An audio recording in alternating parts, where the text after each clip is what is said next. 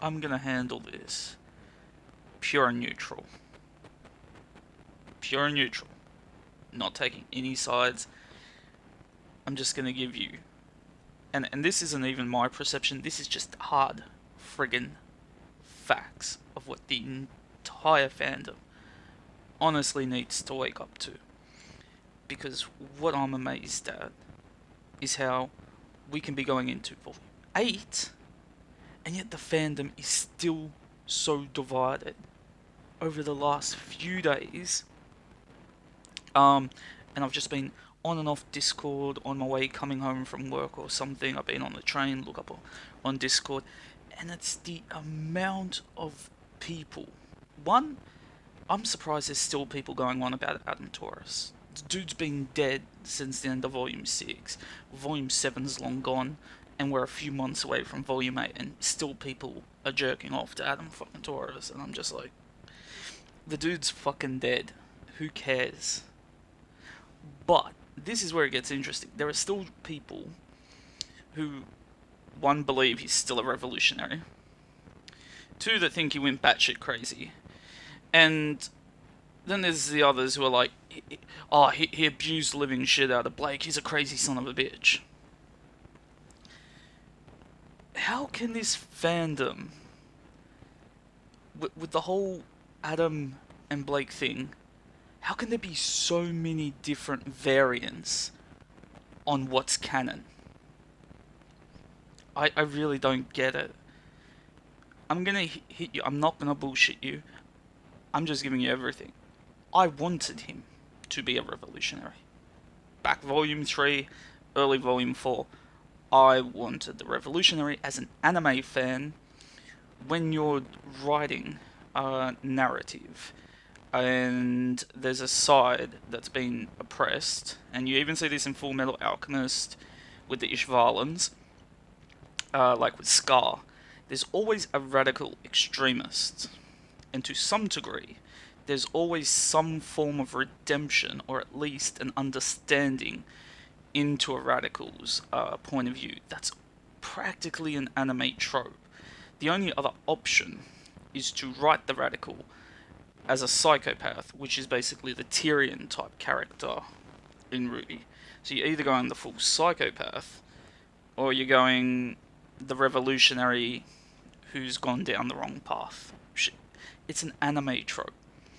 So just understand, I was disappointed over him just being this crazy, jealous ex-boyfriend. I thought that's the worst way you could have written his character. And that's probably why so many people are disappointed in the character. Now, am I going to sit here going into Volume 8 and still bitch about it? No, he's fucking dead. He was a shit character. Who cares anymore? Honestly, I'm grown up enough to admit, fuck Adam Taurus at this point. Just fuck him, okay? He's gone. Stop this whole Blake versus Adam argument. The weird thing that I want to point out, one person who I've now had to block on Twitter, because goddamn, I put a few, like 2 lines in this chat. I put 2 lines in, and then a couple assholes that were arguing. Next minute, 20 plus. Click it, get rid of it. 20 plus again. These people are arguing over Adam and fucking Blake again. And even though they're telling themselves, oh, we've had enough of this shit, they're still arguing over this shit. This is where it gets interesting. One of them, who's defending Blake and defending this show as the God show that does nothing wrong, he likes to nitpick from the comics, the DC comics. He nitpicks what helps the Bumblebee narrative, and then he blames DC for all the stuff that goes against his headcanon of the Bumblebee narrative. So he blames DC for writing a shit story unless it suits their point of view. That's borderline insanity. You're an absolute fuckwit. You cannot nitpick what's canon. The DC comics at this point are either canon completely, and you have to accept everything that's in them, or you don't accept anything that's in them. That's how it's gonna work. So if you go to the anthologies, to the manga, to the comics, everything's either canon or nothing's canon. Don't nitpick at things to help push your narrative. I think I've been fair up to this point. I mean, I've shit on Adam's character to this point. I've been fair in being honest about how I feel about his character. This is where we're going to go into the abuse shit. And I can't believe this has to actually be explained to people. This is why I no longer believe in common sense. Because when you see that people need this explained to them, you start to realise how people are stupid out there. From Adam appearing in Volume 3 at the school, stabbing Blake, cutting off Yang's arm, from that point forward, there is no abuse. Volume 3, 4, 5, 6. None of those scenes are abuse. And it's simple. By that point, Adam and Blake are enemies. I mean, what do you want him to do? They're enemies. The one thing that the show... Like, I'm surprised all of the White Fang doesn't want Blake dead by the time Volume 3 happens. Because just consider this perception. She's with the White Fang. She believes in their cause. She abandons the White Fang. This isn't just about abandoning Adam. It's about abandoning the White Fang in general. And the next time people in the White Fang see her, she's on TV teaming up with a Schnee in a tournament. The Schnee's the mortal enemy of the White Fang and the Fauners, and she's teaming up with the Heiress. Can you understand why that would cause outrage and anger amongst all White Fang members? That's beyond traitorous. You're not only a traitor, they kill you for that type of shit. Like, take any other show, any other anime you've watched, and you take someone from one side and you stick them on the other side, and you're like, wouldn't you be fucking angry? Essentially, that's what Blake's done. So as I've said, by Volume 3 forward, they're enemies. What do you want Adam to do? Just hold her hand, slap her on the wrist and go, oh, bad, Blake. Bad. I'm gonna make your life a living hell. A little slap on the wrist. That's all you deserve. No. No. These are radicals that kill humans for a living. That's Adam's perception on thing. Fucking kill the humans type shit. And he's like, this traitor is a bitch. And even all the White Fang, he's like, she's teaming up with White Schnee. So if they stab her, if they hit her, if they do anything, that's warfare. They're enemies. The only thing that can count as abuse between Adam and Blake takes place while Blake is part of the White Fang, while she's with them in the past. And the fact is, we don't see anything enough of that. Like, even the short that came out, I'm not talking the Adam short, I'm talking the one that was dubbed. It was supposed to be the Blake short, but in all honesty, it came across more as the Ilya short. There's some manipulation in there, but it's more that he's guilt-tripping her. And this is the big problem. If the DC comics are considered canon, Blake pursued Adam. That's the biggest problem with the DC comics in general. You cannot make the argument that Adam tricked her into coming to his side. In the DC comics, she sees Adam at a White Fang rally where Sienna's giving a speech. Adam, for some reason, is frustrated as fuck with what's going on, and she takes an interest in him. And that's it. She doesn't see him again for a year. And then after a year, Adam doesn't get Ilya to bring Blake to him. Ilya brings, Blake to Adam because Blake is looking for him. She seeks him out. She abandoned her parents. She chose to. She viewed them as, but she legit thought that. That's the whole plot behind her going back to Menagerie. She's like, she could have turned around and said, oh, Adam manipulated me, blah, blah, blah. But she's like, no, she chose that. If the DC comics are canon, she chose that. And the fact is, the show doesn't show the past, which means we have to rely on the DC manga to get her past. And in the DC manga, she's not a fucking angel. Blake's quite the stupid character. And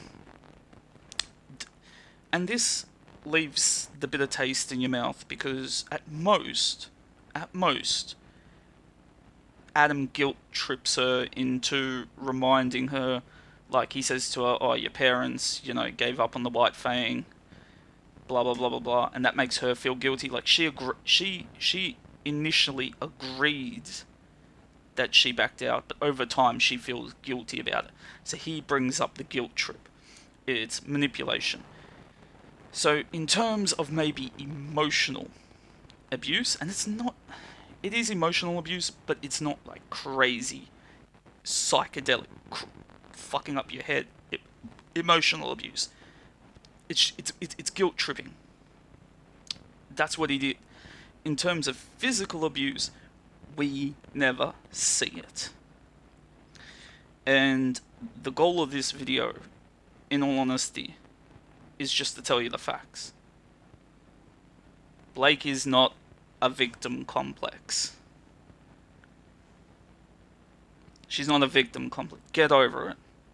Get fucking over it. She's not this major victim that you should feel fucking sorry for. Few things went wrong, but she made a lot of bad choices, and a lot of them on her own.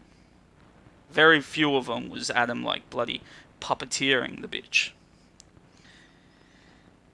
As for Adam, jealous ex-boyfriend, greedy for power, doesn't give a shit about the White Fang. That's the canon situation. He's a shit character.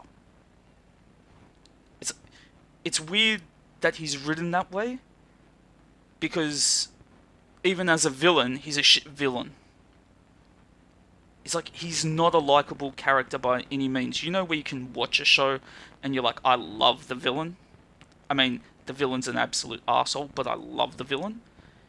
You don't get that with Adam. He's just a shit character who's a shit villain that nobody likes by the end. And you're like, why would you write that? People like Tyrion, people like Watts, barely anybody likes Cinder. But I'm like, why do that to a character? Blake has traits that even I still like. I don't hate her, but I'm like, you really fucked up with Adam purposefully. And then that goes into the whole fairness discrimination plot, which, regardless of what any fanatic of RWBY who wants to defend the show says, and I can't believe there are people out there who still think fairness discrimination is a thing and that the show is doing a good job. Miles and Kerry, in an interview, came forward and said that they dropped the fairness discrimination plot of their own free will, stating that they were too ambitious when they were younger, and with one of the most stupidest quotes to ever come out of that man's mouth in existence. 22 and white. Jesus fucking Christ. 22 is when you started writing it, mate. You're what now? 29? 28? Between 28 to 29, you're telling me at 28 to 29 years old and you're white stops you from writing a good discrimination oppression plot? And especially right before Atlas, where it's supposedly the most oppressed, fucked up country in the world? Ilya, kicked out of the story. Sun, kicked out of the fucking story. Belladonna's kicked out of the fucking story. Adam, dead. There is no fairness discrimination, so this is just how I want to end it. Blake, some emotional guilt trip. No physical abuse that we know of. Everything from Volume 3 onwards, they're enemies, so it doesn't count as abuse because you're warring with somebody, you're gonna get hit. And Adam's just a piece of shit character. And as for what, every time Marrow opened his mouth about the Faunus being oppressed in Atlas, I wanted to punch this show's creator in the head. Marrow is one of the most highest ranked military officials as an ace op in Atlas, and then you got Neon at the friggin' academy. Oh. Then you learn that Velvet is actually half Elysian. There is no Faunus, and fucking people working in the mines is just hard work. You get dirty, it's hard fucking work. Half my relatives in Australia work in the fucking mines. Oh, shit. I want this to end. I just want it to end. The shit character of Taurus has been dead. Drop it. Don't... Blake's gone on. She's doing her own fucking thing now. Who gives a shit about the fucking abuse victim card? Let her go do new shit. You got Bumblebee. For the first time, Bumblebee actually makes sense from volumes 6 and 7 going forward. It genuinely looks like some sort of a relationship finally. You can ship them now because they're actually doing relationship type things. Before, best friends. But now, there's actual relationship. So yeah, good. Bumblebee's going. It's finally starting to build up. Let the rest just fucking die already.